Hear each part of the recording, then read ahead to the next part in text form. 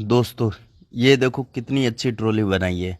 और भाई ने ये ट्रॉली के पीछे जो गेट लगाया है, ये देखो इसको अप डाउन वाला लगाया है। ये अगर कोई भारी चीज़ लोड करनी हो तो इसको नीचे लेके आ गए, अब चीज़ को इसके ऊपर रखो और वापस आप करोगे तो ये ट्रॉली तक पहुंच जाएगा।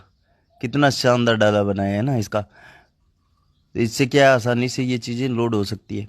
और ट्रॉली कितनी बड़ी बनाई है, तो आप भी ऐसी ट्रॉली बनवा सकते हो। ये बाइक के पीछे की ट्रॉली है, देखो कितना बढ़िया शानदार बनाया है इसको।